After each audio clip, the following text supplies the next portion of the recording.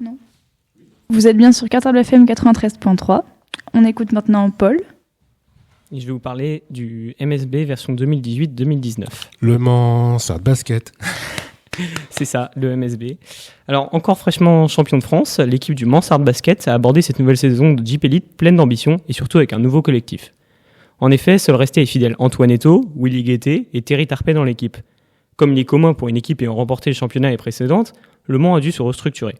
Pour cela, on a fait appel aux meneurs Michael Juice Thompson, aux grands Cameron Clark et Richard Hendricks, ainsi qu'à Petr Corneli, laissé pendant une saison en prêt à Levallois. Si devenir champion de France est une chose, conserver ce titre en est une autre.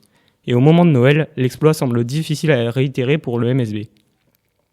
Alors qu'il ne reste que 3 matchs à jouer avant la nouvelle année, Le Mans pointe à la 8e place du classement, avec un bilan de 7 victoires pour 6 défaites. La place dans le top 8 pour pouvoir participer à la Leaders Cup semble compromise, au vu des derniers résultats, mais les joueurs ont tout donné pour assurer cette place. Individuellement parlant, il y a certaines surprises. La paire d'intérieurs remplaçants Guettet-Corneli fonctionne à merveille. Antoine Eto'o s'impose comme leader de l'équipe et a gagné sa place pour le All-Star Game grâce à de très bonnes statistiques et une défense en fer. Richard Hendricks s'impose de toute sa taille dans les raquettes et Cameron Clark démontre tout son talent, mais actuellement absent à cause d'une blessure.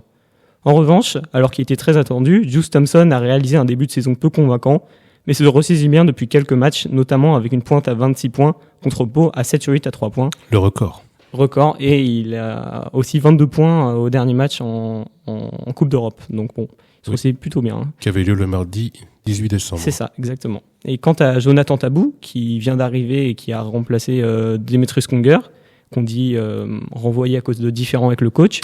Il est en congé alors. C'est ça. C'est un jeune homme qui s'appelle Conger. Donc quant au remplaçant Jonathan Tabou, il parvient pas pour le moment à démontrer trop de quoi il est capable en match, mais cela peut s'expliquer par un temps d'adaptation dans l'équipe avec ses nouveaux coéquipiers, un nouveau coach, le staff, ça prend un peu de temps.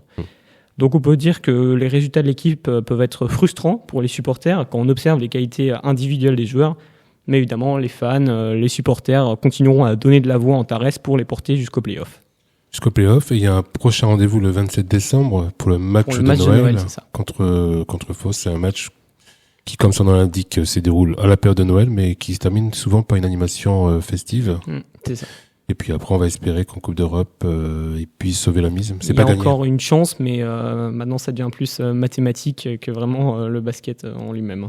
C'est pas gagné. Donc, en tout cas, un début de saison un peu frustrant, mais encourageant quand même dans la mesure où Juice Thompson commence à montrer ce dont il est capable, notamment à l'extérieur. Donc c'était la chronique basket